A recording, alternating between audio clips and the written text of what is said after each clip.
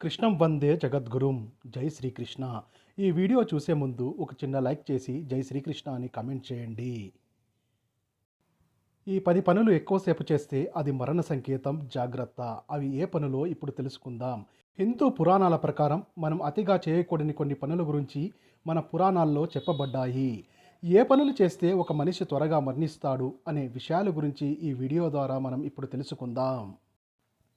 గరుడ పురాణం ప్రకారం ఒక మనిషి చేసే కొన్ని తప్పుల వల్ల అనారోగ్యంతో తన ఆయుష్ తగ్గిపోతుందట. ప్రతి ఒక్కరూ ఉదయాన్నే నిద్రలేవాలి.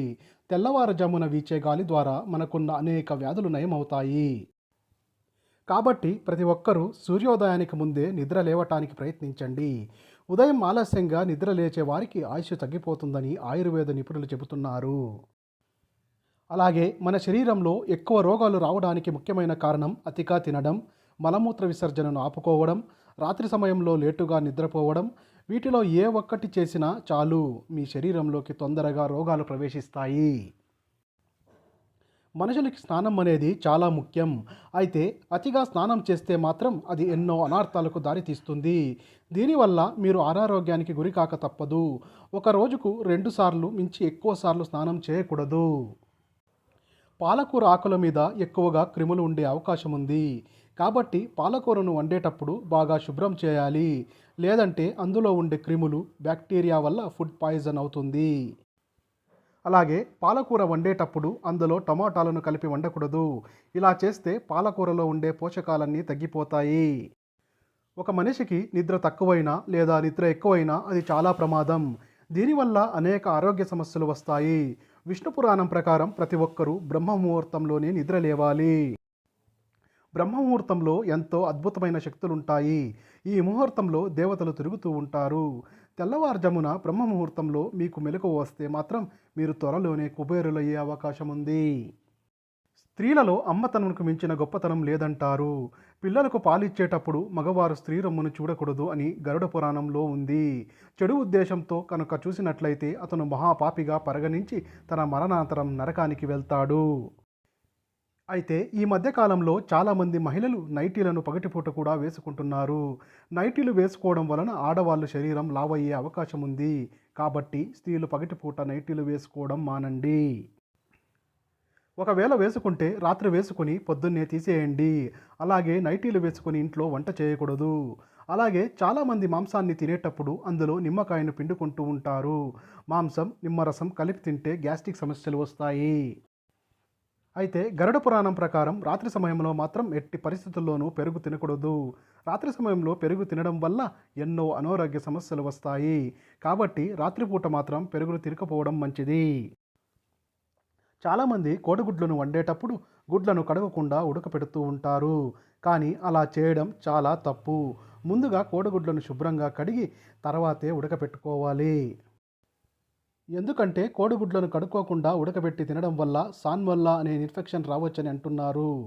ఏ ఆహారమైనా ఫ్రిడ్జ్లో 24 గంటల లోపల తీసేయాలి. దానికి మించి పెడితే అది విషంగా మారిపోతుందట. చాలామంది అన్నాన్ని గబగబా తినేస్తారు. కానీ ఇది చాలా పెద్ద తప్పు. అన్నం తినేటప్పుడు బాగా నమిలి తినాలి. భోజనాన్ని గబగబా తింటే అధిక బరువు పెరుగుతారు. అలాగే చాలామంది నిలబడి నీళ్లు తాగుతుంటారు. నిలబడి నీళ్లు తాగితే అది గుండెపై ప్రభావం చూపుతుంది. నిలబడి నీళ్లు తాగడం వల్ల కీళ్ల నొప్పులు వచ్చే అవకాశం ఉంది. అలాగే అన్నం తిన్న తర్వాత టీ తాగకూడదు. అన్నం తిన్న వెంటనే టీ తాగితే కడుపులో యాసిడ్ విడుదలవుతుంది. భోజనం తిన్న వెంటనే స్నానం కూడా చేయకూడదు. ఇలా చేస్తే మీ జీర్ణక్రియ దెబ్బతింటుంది. అలాగే మీ శరీరంలో రక్త ప్రసరణ తగ్గుతుంది. ఉప్పు ఎక్కువగా తినడం వల్ల గుండె జబ్బులు, కిడ్నీలో రాళ్ళు వచ్చే అవకాశం ఉంటుంది. కాబట్టి వీలైనంత ఉప్పు తగ్గించండి. ఒకవేళ మీ ఇంటి ముందు కాకి అరిస్తే మీ ఇంటికి బంధువులు వస్తారని అర్థం.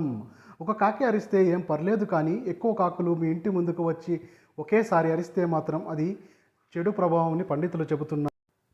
పొద్దున్నే ఇంటి ముందు కాకి అరిస్తే మీ ఇంటిలో దేవతలు సంచరిస్తున్నారని అర్థం. తలపై కాకి వాలితే వెంటనే తలస్నానం చేసి మీకు ఏమీ కాకూడదని మీ ఇష్టదైవాన్ని తలుచుకోండి. విష్ణు పురాణం ప్రకారం కాకిని మన పూర్వీకులుగా భావిస్తారు.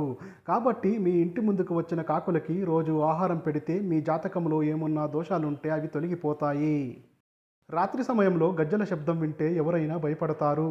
కానీ అర్ధరాత్రి సమయంలో గజ్జల శబ్దం వినిపిస్తే మాత్రం అది శుభ సూచకం అని పండితులు చెబుతున్నారు. రాత్రి సమయంలో గజ్జల మోత వింటే లక్ష్మీదేవి మీ ఇంటికి వస్తున్నట్లు అర్థం. మీ ఇంట్లో కనుక దుష్ట శక్తులుంటే అర్ధరాత్రి సమయంలో మెలకువ వస్తుంది. అలాగే మీ ఇంట్లో విరిగిపోయిన వస్తువులుంటే మీ ఇంట్లోకి దుష్ట శక్తులు వస్తాయి. అలాగే రాత్రి సమయంలో కుక్క అరుపులు వినిపిస్తే మీ ఇంట్లో ఖచ్చితంగా దుష్టశక్తులు ఉన్నాయని అర్థం. కాబట్టి మీ ఇంట్లో ఏదో ఒక మూలన 4 లవంగాలను వేసి ఉంచండి. ఇలా చేస్తే మీ ఇంట్లో ఉన్న చెడు శక్తులన్నీ తొలగిపోతాయి. ఉదయం నిద్ర లేవగానే తులసి మొక్కను చూస్తే చాలా శుభం జరుగుతుంది. ఎందుకంటే తులసి మొక్కలో ముక్కోటి దేవతలు నివసిస్తారు. కాబట్టి ఉదయం తులసిని చూస్తే మాత్రం మీకు మంచి జరుగుతుంది. ప్రస్తుత డిజిటల్ యుగంలో చాలామంది ఉద్యోగాలు కూర్చొనే విధానంలోనే ఉంటాయి. కానీ ఈ అలవాటు చాలా ప్రమాదకరం. ఎక్కువసేపు కదలకుండా కూర్చొనే అలవాటు వల్ల రక్త ప్రసరణ మందగిస్తుంది. మోకాలు నొప్పులు, వెన్నెముక నొప్పి వస్తాయి. మధుమేహం లాంటి దీర్ఘకాలిక వ్యాధులు వచ్చే అవకాశం ఉంటుంది. బరువు పెరగడం వల్ల ఒత్తిడి పెరుగుతుంది. చివరకు అది జీవనశైలి సంబంధిత వ్యాధుల ద్వారా మృత్యువుకు దారితీస్తుంది. దీనికి ఒకటే పరిష్కారం. ప్రతి గంటకోసారి లేచి కొద్దిసేపు నడవండి.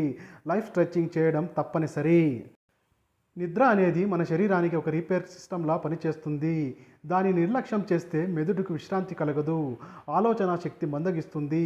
హార్మోన్ అసమతుల్యత కలుగుతుంది. గుండెపోటు, బ్రెయిన్ స్ట్రోక్ వచ్చే ప్రమాదం ఉంది. కాబట్టి ప్రతిరోజు కనీసం 6 నుండి 8 గంటలు నిద్రపోవడం ఆరోగ్యానికి మంచిది. ఒత్తిడితో జీవించడం సహజమే, కానీ అది ఎక్కువసేపు కొనసాగితే మానసిక ఆరోగ్య సమస్యలు, రక్తపోటు పెరగడం, గుండె సంబంధిత సమస్యలు, జీవిత నాణ్యత దిగజారడానికి దారితీస్తుంది. ధ్యానం, ప్రాణాయామం, సరైన టైం మేనేజ్మెంట్ చేసుకోవడం వల్ల కొంత ఉపశమనం పొందవచ్చు. చూశారు కదా ఈ వీడియోని. ఈ వీడియో కనుక మీకు నచ్చినట్లయితే లైక్ చేయండి, షేర్ చేయండి, సబ్స్క్రైబ్ చేసుకోండి. Thank you for watching. Survey జన సుఖినో భవంతు.